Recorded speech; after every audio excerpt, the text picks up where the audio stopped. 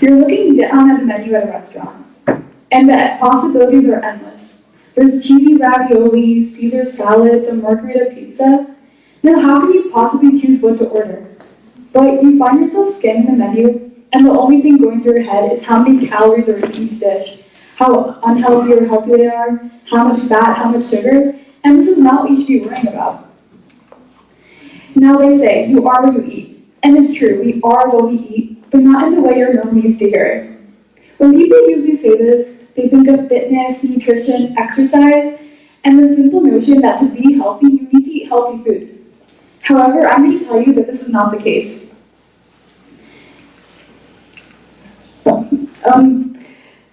Food is our lifestyle, it's our culture, and it's our identity. This is the true meaning behind the words you are what you eat. Because food is everywhere. Food has been a way to retain the past. For centuries, traditional cuisine has been passed down from generation to generation. And it's been a way to feel connected to our ancestors, whether it's family cookbooks or just recipes that people have been remembering for years and years. Similarly, when immigrants go to new countries, wherever they go, they're bringing their culture along with them. So think about how many ethnic restaurants we see on a day-to-day basis. We see P.F. Chang's, Olive Garden, On the Border, and all these different restaurants have their own different cuisines. And yes, they might be Americanized, but the actual cuisine is still retained in each one. The spices, the culture. Now, when I went to India last summer, I saw so many different American restaurants, and I was honestly surprised.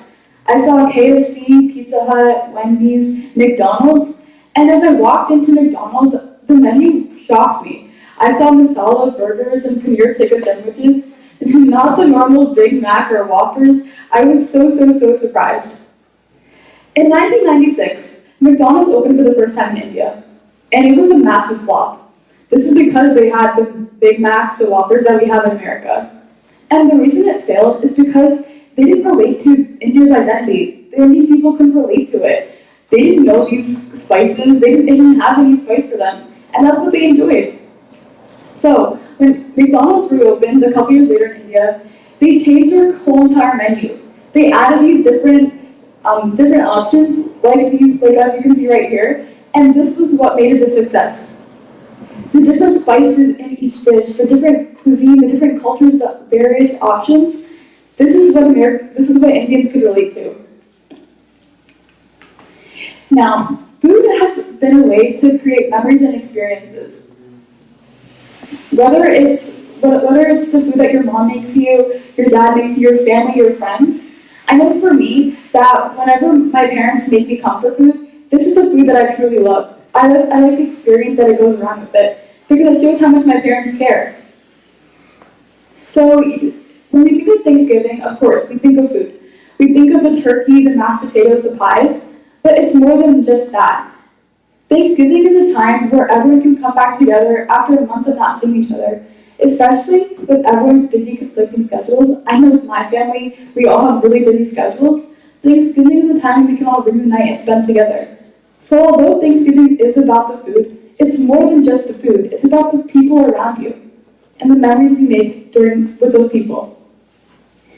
And even as we walk into the movie theater, we don't realize this, but as we're standing in line to get the buttery popcorn, of course we're excited for the buttery popcorn. Who isn't?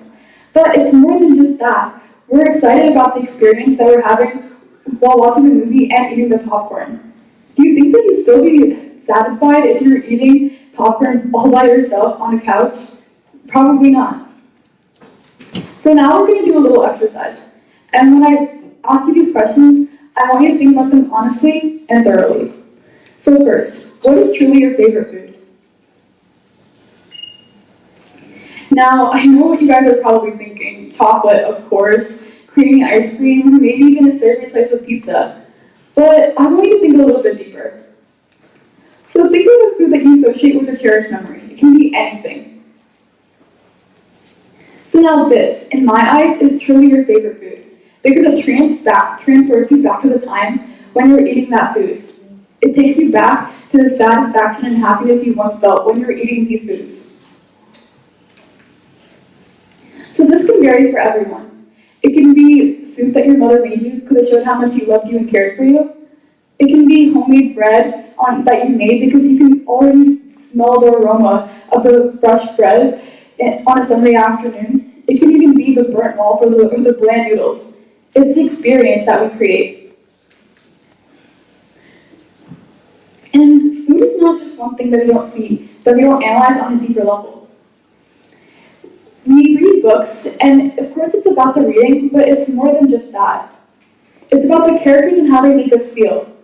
It's about the emotion, the setting, and how it takes us back to Hogwarts.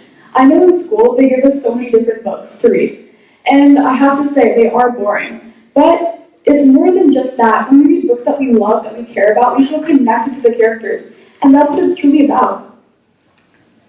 This past spring break, I went on a road trip with my family.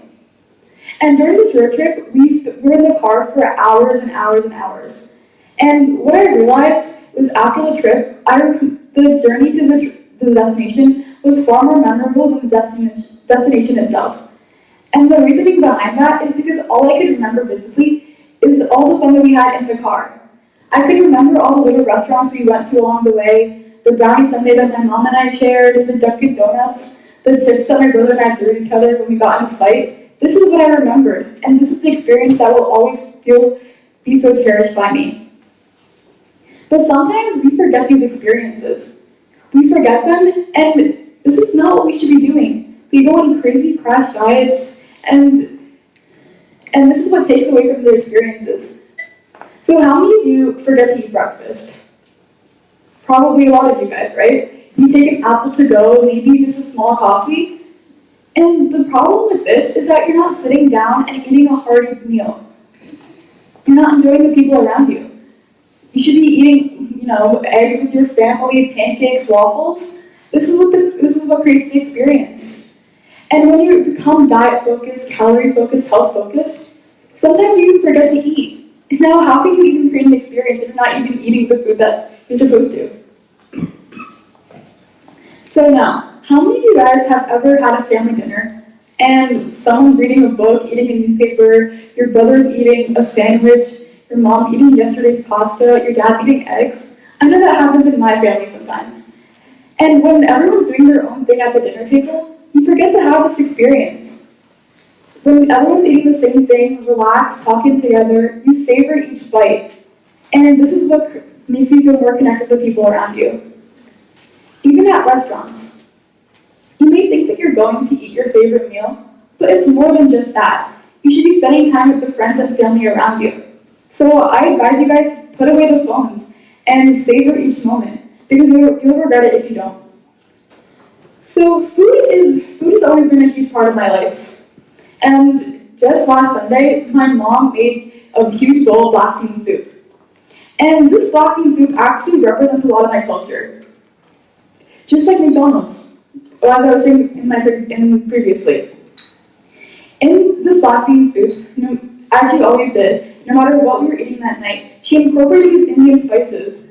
Black pepper, red chili, fresh coriander, not usually the thing that you see in normal everyday American dishes.